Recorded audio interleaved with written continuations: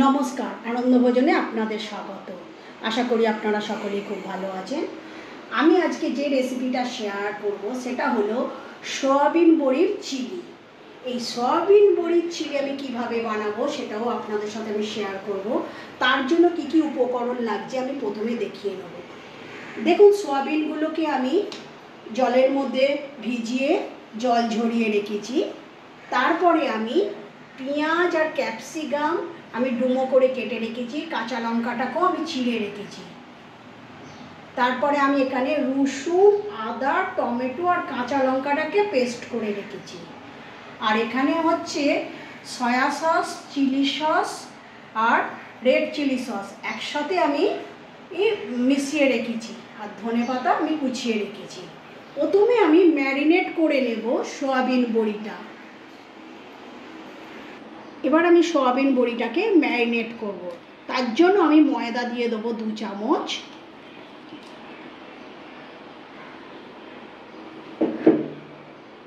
Cornflour দিয়ে দেবো 2 চামচ,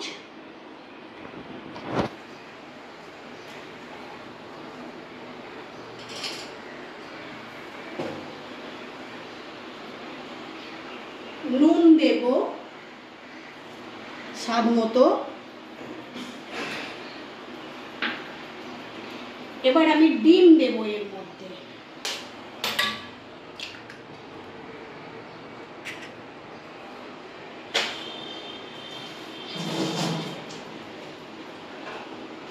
এবার আমি অল্প গোলমরিচ গুঁড়ো দেব।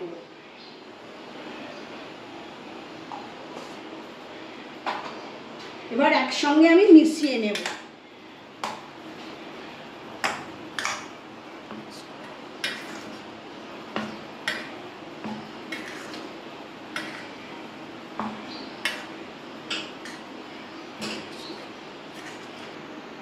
দেখুন, আমার সয়াবিন বড়িগুলো ম্যারিনেট হয়ে গেছে। দেখুন, আমি গ্যাসটা জেলে কড়া বসিয়ে দিয়েছি। কড়ার মধ্যে আমি সাদা তেল দিয়ে দিয়েছি। তেলটাও আমার গরম হয়ে গেছে। এবার আমি একটা একটা করে বড়ি এই তেলের মধ্যে দিয়ে দেব।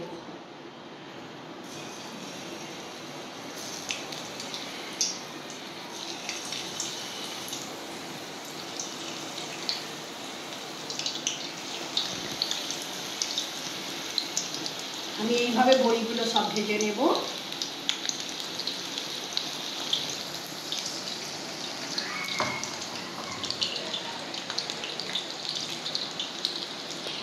দেখুন, আমি এইভাবে উল্টে পাল্টে লাল করে ভেজে নেব।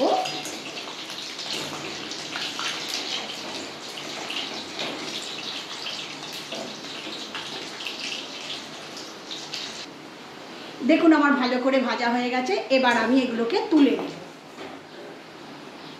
এইভাবে আমি সবকটা সয়া বড়ি ভেজে নেব। দেখুন, আমার সয়াবিন বড়িগুলো ভালো করে ভাজা হয়ে গেছে।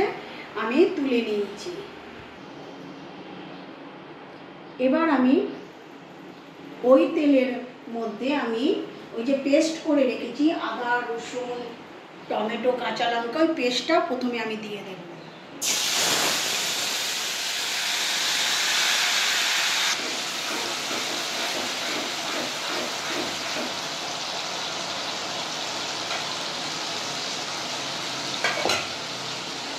এবার আমি ক্যাপসিকাম আর পেঁয়াজটা যে ডুমো করে কেটে রেখেছি ওই তেলের মধ্যে এগুলোকে দিয়ে দেব।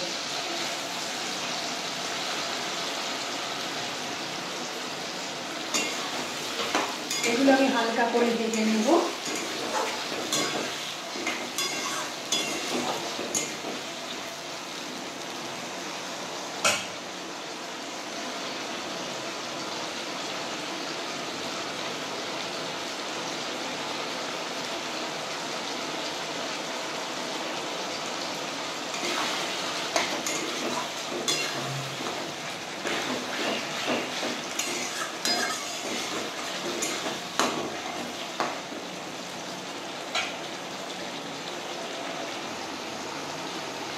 এবার আমি স্বাদ মতো গ্রেভিতে নুন দিয়ে দেব।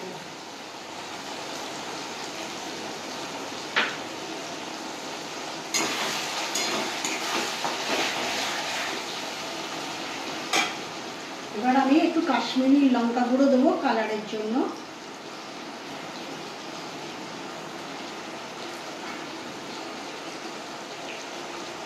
এবার আমি অল্প চিনি দেব।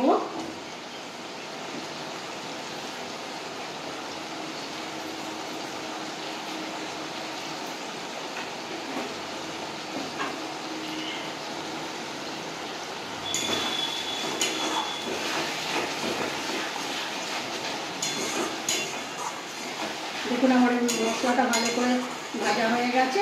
এবার আমি যেটা মিশিয়ে রেখেছি chilli sauce, soya sauce, tomato sauce, ওই মিশ্রণটা আমি দিয়ে দেব।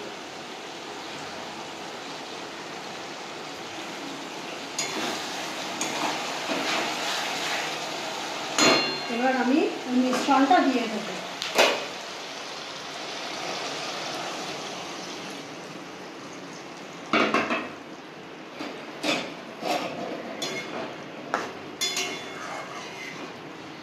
গ্রেভিটা ফুটে গেলে তারপর আমি সয়া বড়িগুলো দিয়ে ধনেপাতা দিয়ে নামিয়ে নেব। দেখুন আমার গ্রেভিটা ঘন হয়ে গেছে।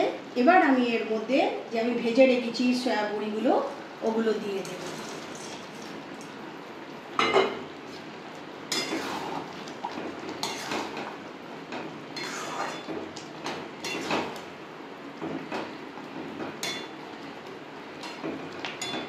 এবার আমি কাঁচা লঙ্কাগুলো যেগুলো চিড়ে রেখেছি সেগুলো আমি ওপরে দিয়ে দেব।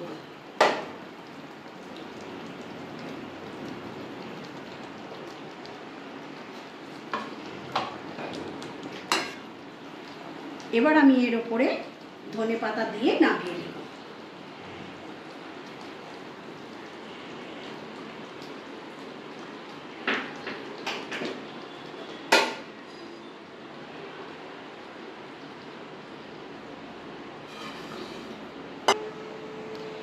দেখুন আমি ওপরে আর 2-4টে ধনেপাতা দিয়ে দেব।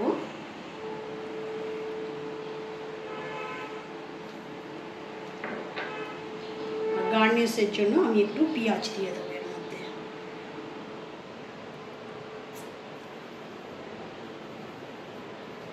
দেখুন বন্ধুরা কি সুন্দর দেখতে লাগছে। দেখুন দেখতেও যত সুন্দর হয়েছে খেতেও ঠিক ততটাই সুন্দর হবে। এইভাবে আপনারা একবার বানিয়ে খেয়ে দেখবেন, অবশ্যই ভালো লাগবে। ভালো থাকবেন, সুস্থ থাকবেন, সঙ্গে থাকবেন। ভালো লাগলে চ্যানেলটাকে সাবস্ক্রাইব করে দেবেন, সবার সঙ্গে শেয়ার করবেন। Thank you.